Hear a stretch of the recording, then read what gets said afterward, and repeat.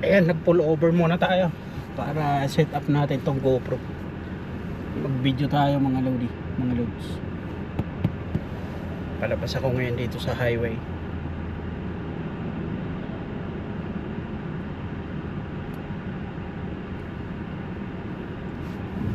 Alright, naka-set up yung ating GoPro. Ayan.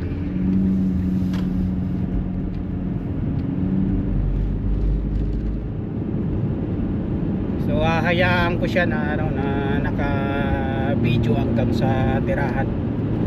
So makikita natin yan kung 32 minutes din siya.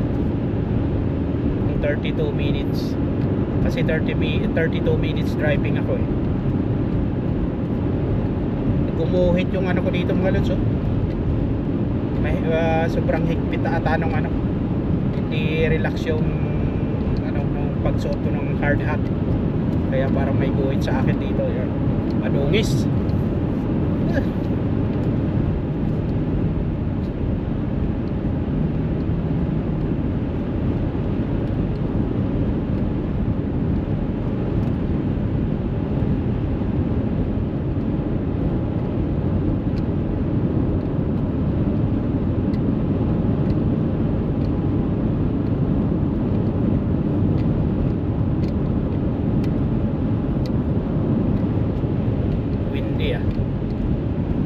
Malakas yung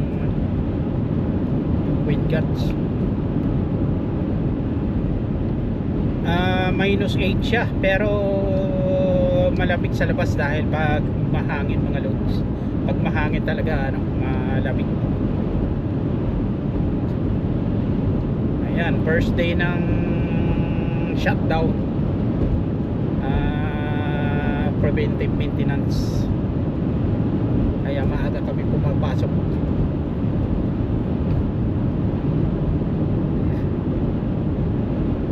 Nagtanggal ako mga lods ng ano, ng t-shirt at saka yung thermal ko kasi hindi na ako nakapagtanggal ng palit ng damit. So ginawa ko, tinanggal ko siya, nag pull over ako at nagtanggal ako ng thermal at saka yung t-shirt, tapos ito nagsuot na lang ako ng hoodie kaysa pawis. Ay, sakit ulo ah.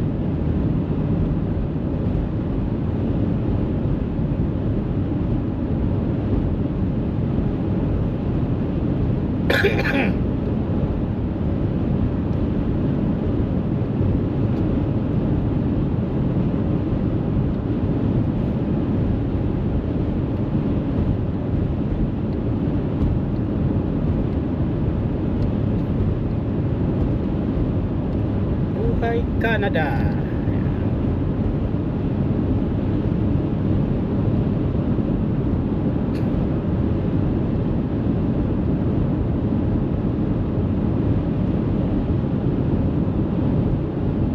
Nanakit yung mga braso ko. Kaka-chip-chip nung ano.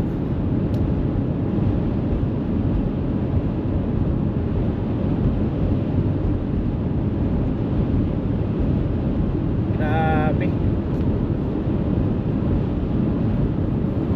Inangat kasi namin yung ano, yung grills nung pit.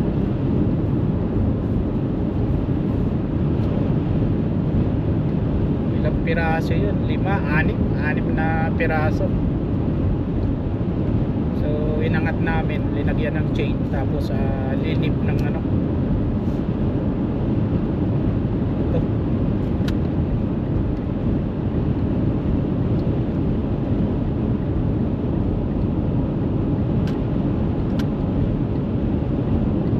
Nilip ng payloader.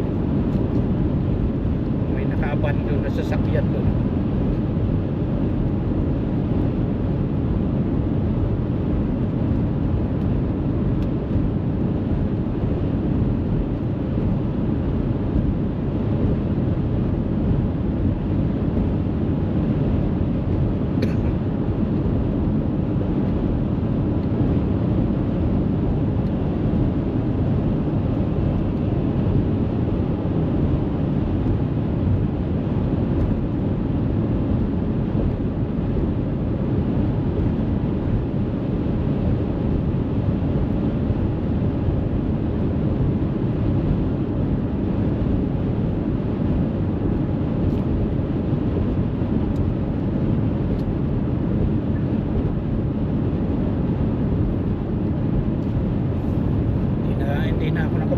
paksa. Madali.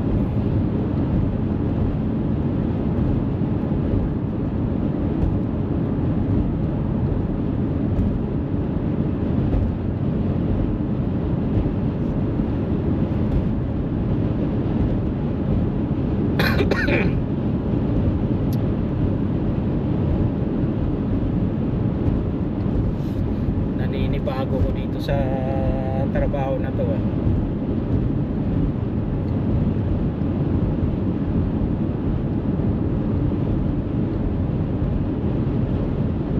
Dito isang turo sa iyo tapos hayaan ka na. Nakakaiba dun sa pinanggalingan kong trabaho. Doon talaga abutin ka ng 3 buwan o 2 months na lagi may shadow ka lang, may naka-shadow sa iyo. Dito turo sa iyo ng isang beses tapos iiwanan ka na, ikaw na magtutuloy. So itong work na to yung ano, yung medyo parang naninibago ko. Di tulad kasi doon sa dating work, kahit may experience ka na, standard sa kanila yung ano na kailangan may naka-shadow muna sa'yo. Yung papartneran ka muna ng nagtitraining sa'yo. Pero dito nakakaiba, salpak ka agad. Kaya sa totoo lang, kaninang umaga napapaisip ako, anong gagawin ko, ano first time ng naka-experience ako ng shutdown ng ganito, na pag shutdown walang mga trackers, preventive maintenance.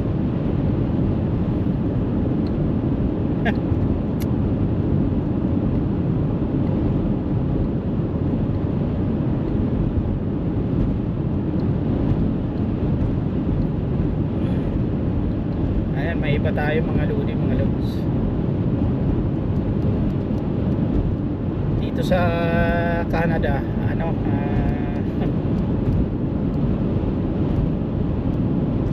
maraming trabaho. Pero kasi pag nagbigay kasi ka ng ng insight, baka mali yung kasi mag-share ako yung insight ko sa mga ganito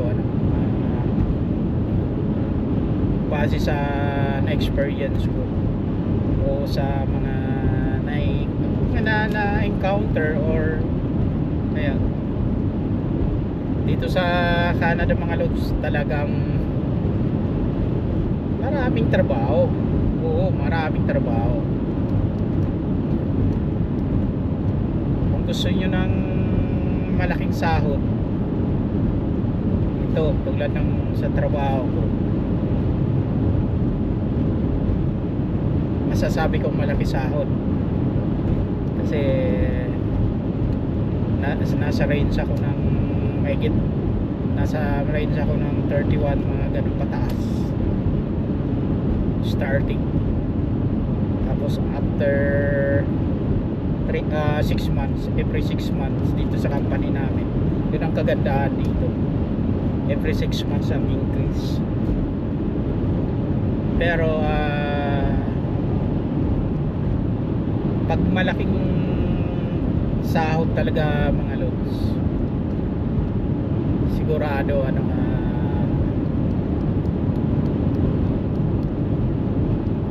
medyo physical, may physical na part ng trabaho na ipe-perform. Hindi tayo tulad sa Pilipinas na pag office job ka, yun ang mga malalaking sahod. Pero dito laborer or mga ganon, yun ang mga malalaking sahod, yung mga physical na trabaho like sa oil field, operator, mga ganon, mga heavy equipment operator, mga machinist or machinist, tapos welder, karpintero talo yan ng ano, parang karpintero talo yan ng mga ng trabaho na ano, sinasabi ko lang yung totoo. Talo yan ng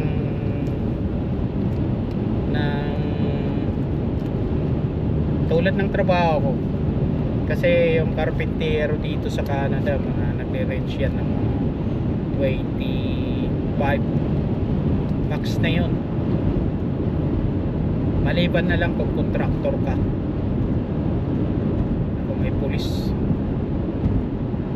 maliban kung contractor kang karpintero, syempre malaki yung singil mo kasi nangongontrata ka. Pero yung mga karpenterong company ka, mga ganun, siguro 90% na sinasabi ko yun, 90 to 95% sinasabi ko na ano yun, na ang range ng sahod $25 to 28. Ayan. 90 to 95% na sa yung sinasabi ko, yung ganun. So talo siya nung tulad ng scale ko na ayan. Ako kasi may mga ticket tayo na pag ng heavy equipment, may alam tayo, part kasi ng trabaho namin, kailangan marunong ka sa heavy equipment tulad ng payloader, tractor, or isa na rin yung forklift, kasi ang forklift part yan pag sa mga tulad ng trabaho namin, warehousing, may part kasi kami na warehousing. So let's say may dumating na mga delivery ng mga chemicals, mga nasa tote, nakapalita, so kailangan marunong kang mag forklift. Ano kaya yun, may na ano doon.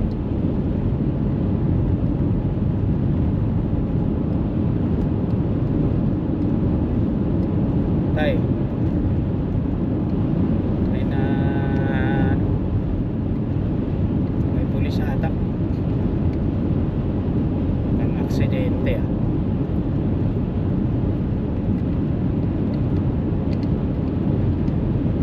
yung pinaka huling trabaho ko before ako dito, share ko lang mga logs, yung pinaka huling trabaho ko before ako dito sa bago kong trabaho.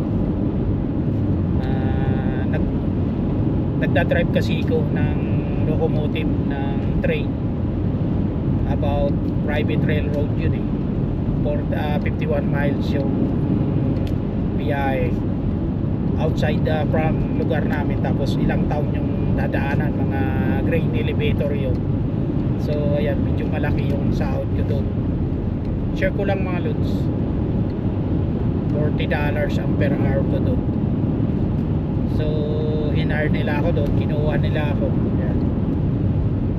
Sinishare ko lang, hindi ako sa nagyayabang, kasi para naman magkaroon kayo ng idea na pag yung may skills ka pala na ganito, marunong ka mag-drive ng locomotive, meron kang ticket sa railway, ayan, pag nag-apply ka sa mga ganong trabaho, sa interview minsan ang pinaka main na ano, kung tatanggapin mo yung trabaho kung sa ibibigay nilang offer. Nataon nung nag-work ako doon sa sinasabi ko, talagang yun ang offer sa akin. Yan. Top rate na yun, top rate na yun. Pero alam ko mas malaki yun, baka hindi kayo maniniwala, $40 per hour. Pero wala akong benepisyo doon, no benefits. So dapat ang bigay sa akin doon $38. So sabi ko, since na walang benepisyo, nakiusap ako na gawin yung i-plat nyo ng 40 dahil walang benepisyo, walang benefits. So kung nagtagal kasi ko doon, mag-i-enroll ako ng sarili kong na benefits like Canada Life, yun sa insurance or sa mga prescription, dental, optical, mga gano'n. Parang benepisyo talaga, full benefits na binibigay ng ibang company, ng minsan sa mga malalaking kumpanya.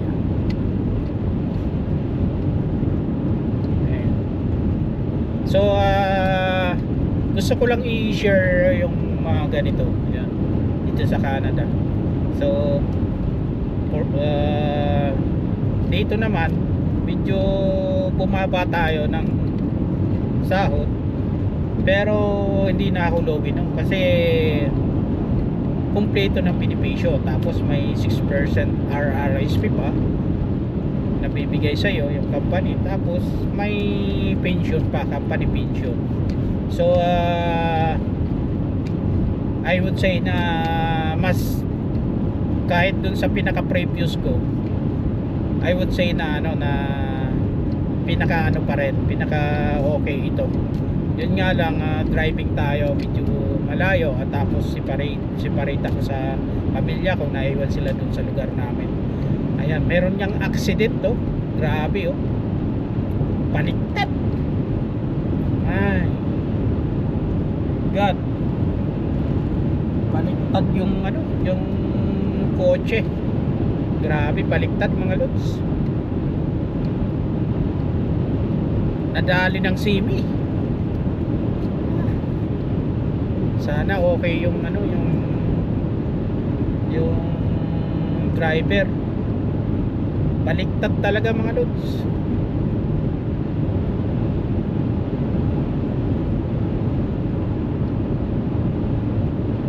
Tumilapon, nasa lampas pa ng ditch yung yung SUV. Taob. Grabe. Sana okay. Hoping na they're fine. Okay sila. Yung yung sa SUV mga lods, puting SUV, baliktad oh. Layo nung napuntahan, lampas ng ditch, tapos tumawag pa. Sigurado nag-deploy yung yung airbag nun. Grabe, taob.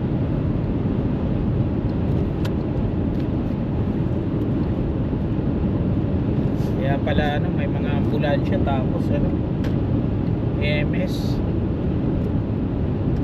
So, ano kayang nangyari doon? Malamang umovertake yung SUV, tapos nawalan ng direction na yan. 110 pa naman ang takbo dito. Grabe, taob yung SUV oh. Layo nung hindi ko nakuhanan kasi yung GoPro ko nakatapat sa akin, hindi nakatapat sa highway.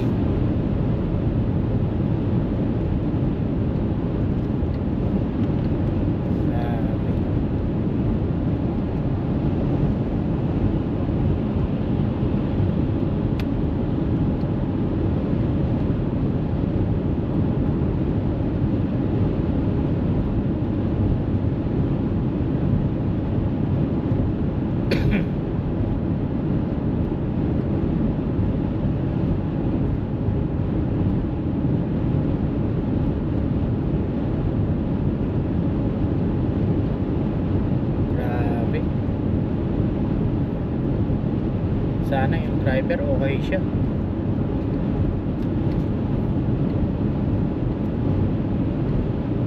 Ayan, may umaga, pang-apat na linggo pa lang kasi dito mga lods, dito sa company na to. Dahil nga tulad nung na-mention ko kanina, medyo nakakaiba. Yung sinasabi ko, yung nakakaiba di tulad nga sa mga dati kong naging trabaho, pag bago ka pa lang shadow, laging may kapartner ka yung nagtitraining sa'yo hanggang sa abutan mo yung mga kung ano yung anong buong area, kung iisa-isahin na ituturo sa'yo kung ano yung mga piniperform, mga ginagawa. Pero dito lahat na wide na siya, buong site na kung anong gagawin na task ng para sa lahat, doon distribute na parang yan. So kumbaga walang plano sa training, walang training plan para sa akin, ano. So nakakaiba, kaya merong mga umaga since nung nag-start ako na parang pakiramdam ko anong sana ko anong ano. So yun lang nakakaiba.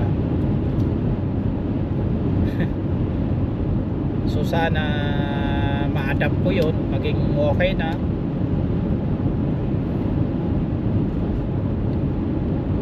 Ako lang Pilipino mga lods. At ang problema pa, hindi naman problema, ang nakakaano lang, ano pa mga lods, dahil ako lang yung Pilipino, hindi tulad nung sa ibang trabaho na let's say bago ko hire, tapos dahil may halimbawa may ibang Pilipino o kaya may nauna ng Pilipino, kahit pa paano pwede kong kabayan,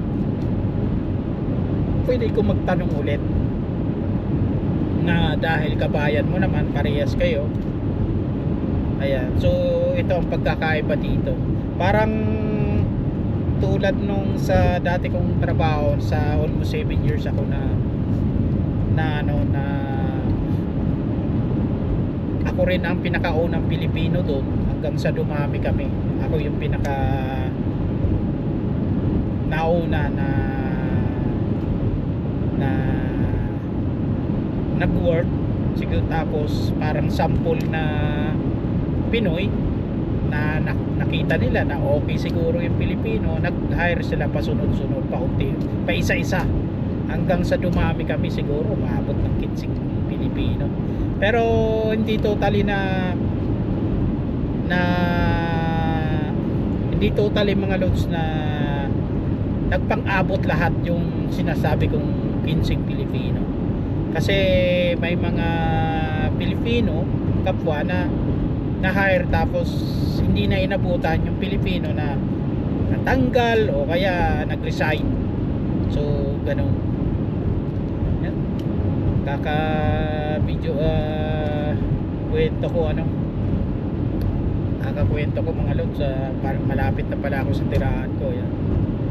So titingnan natin kung accurate siya na yung video ko, kung maging 32 minutes din siya yung haba ng aking video.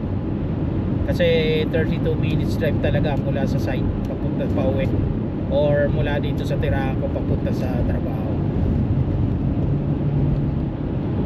So yun, ako ang unang Pilipino doon. Tapos nakita naman nila na okay, sumusunod naman tayo kung ano yung task. Pinakita ko na willing matuto. Wala akong alam loads nung nag-start ako doon. Hindi ako marunong mag-payloader, hindi ako marunong mag forklift, hindi ako marunong mag-skid steer or bobcat. Tapos nakapag-tractor pa ako doon. Pero hindi, bihira lang yung parang kumbaga naging yung training ko sa tractor mga loads, cross training lang yun para ma-testing namin. May program kasi sa company namin na cross training para ma-experience mo yung ibang department or ibang area. Yun ang kagandahan din doon, kaya matututunan. Tapos wala akong alam sa railway, sa car movement, walang alam sa pagdadrive ng locomotive. Tatlong train pa yun, pagkanugtong tatlong makina. nakalink yun kasi ang hatak mahigit isang daang rail cars pag ina-unload namin yung product, and then almost 120 rin na rail cars na linuludan namin ng mga grain. So doon ako natuto.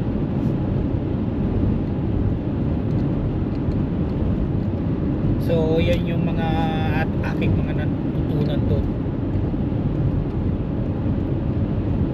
Hanggang sa ito, nakarating ako dito.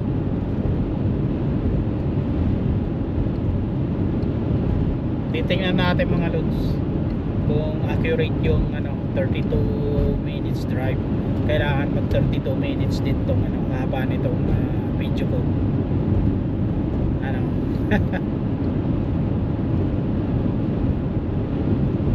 Video tayo. Ayan. So naka-dust naman siya, naka-mounted naman siya sa dashboard. Yun nga lang, nakaharap lang sa akin.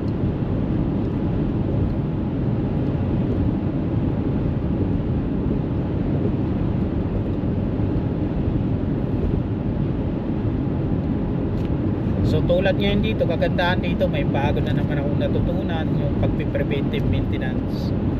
Tulad ngayon na linip namin yung mga grills ng fit, yung tampingan ng yung pag binubuhos namin yung product na papunta sa taas, sa tower, and then papuntang mga pin o kaya spout, kung saan binubuhos sa sahig yung hukay, yung pit na yan. Tapos ayan, linip namin, ako ang operator ng loader, at linagyan namin ng chain, tapos dinala namin sa shop, ilinabas, halos nagsiswing, dahan-dahan lang. Tapos hinugasan namin yung mga grills, 6. Tapos yun, lininis namin yung loob, tinanggal yung mga in-scrape, mga product na tumigas na parang simento. Ganun na kasi yung product, parang akala mga simento ang titigas na So in-scrape namin yun, lininis, tapos yun. Tapos after nung mahugasan yung mga grills, binalik na namin, pero gamit na namin yung ayan, heavy equipment. Yan.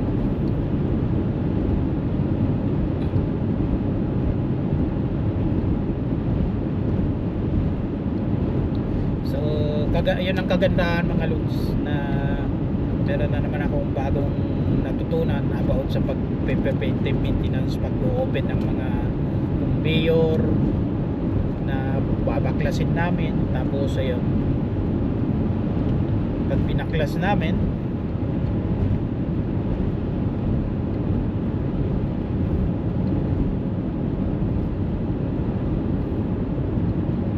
so ganun pala yun. So ngayon nakita ko na, alam ko na kung paano i-perform yung gawin.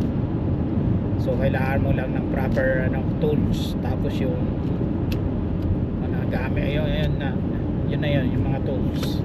Tapos kung anong equipment ang gagamitin para ilip yung, napakabigat kasi nun Tapos mahaba yun, siguro mga nasa lang kaya yun 16, hindi naman siguro 16, mga 14 footer na grills, estimate ko lang. So parang ganun. So ayan, nandito na tayo. Gusto ko sanang kumain dyan sa Chinese. Gusto ko sanang kumain dyan sa Chinese, pero may pera pa naman ako, pero tipid na lang muna. Kaya magtipid mga lods. May pagkain naman dito pa. May sinigang pa ako doon, yun na lang kainin ko mga lods. May sinigang. Sumakit yung So nandito na tayo. Sumakit yung ito ko, nagkakaroon ng muscle yung ano ko, bicep. Kaso parang bicep lang kailangan may balance tricep. Para maging balance kailangan kong may ng dumbbell para yung tricep.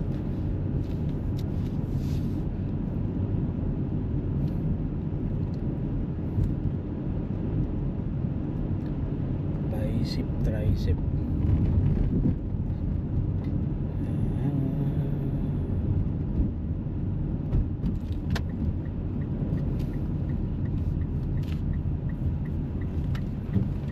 May body shop dito ayos to. Body shop.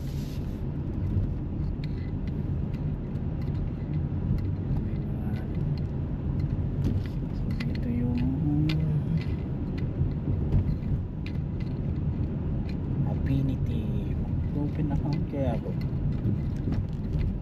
para may Affinity account ako.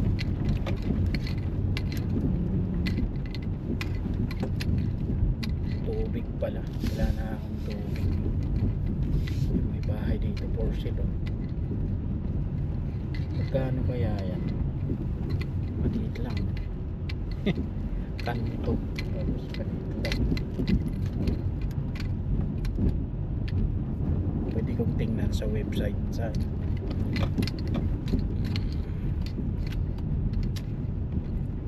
dito mga lods pag may makasalubong ka, mapapait ang mga Canadian, mga magwe-web sila kakaway. So wala kawayan mo rin, mapapait sila. Tulad nung sabi ko nung nakaraang video, mang ilan-ilan lang yung mga medyo pero majority they're nice. Ito yan, makasalubong ko kaway. Maagang pumasok, alas 7 nag-start. Tapos makauwi na maaga. Akala ko mga lods 10 hours kami ngayon, hindi pala. Kaya yun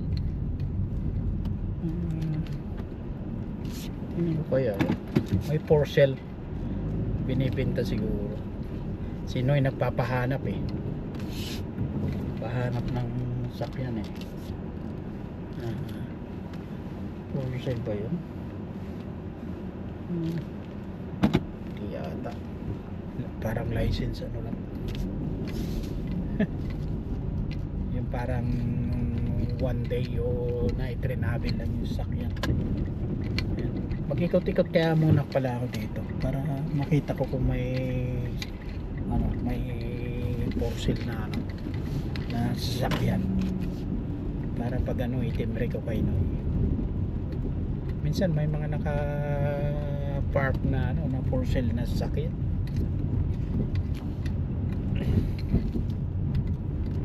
So hindi na makakalkula kung 32 minutes nga kung accurate, kung 32 minutes din yung yung video ko. So mag-i-square lang ako tapos babalik na ako para makita ko rin yung yung sasakyan na may nakapaskil. Mamaya for sale pala yun. Para kasing yung yung temporary registration lang. So Sunday 9.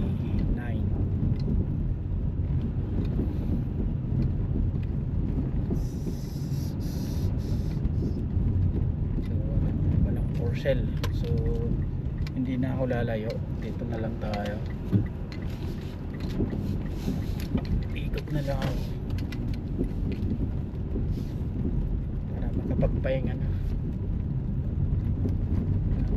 Sa malay mo may for sale, may binibentang sakyan. Kaso pag may binibentang bilis mabenta niya. Wala. Balik na ako sa second 420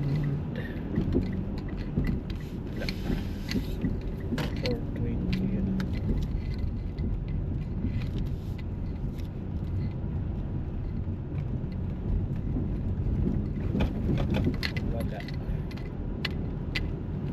babalik na ako doon. Dito yung pinaka park nila, park. Kaso ang dami pang ice yelo, pwedeng gatuhod yung ice, yung snow. So ito, Home Hardware. So Home Hardware,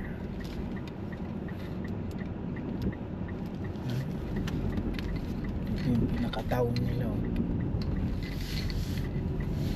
Flower shop, may flower shop, oh. Makikita ko kung for sale nga yan mamaya pala. Regional library, may library pala dito. Motor pool ng school bus, oh.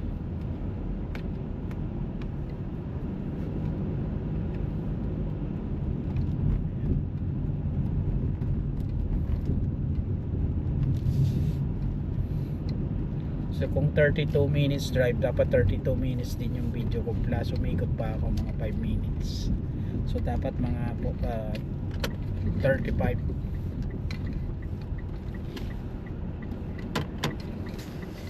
Dapat mga 35.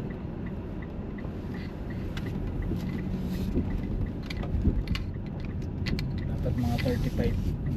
Hindi, 32, mga 37 or 30 minutes. Ay, pagkahigop ng sabaw. May sinigang pa ako doon para maubos na yun. So itong tinitirahan ko, portion.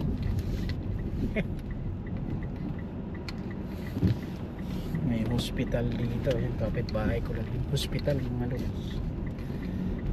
Nandito na tayo. Bukas sa balita, pricing rain daw. Sana wag naman, please.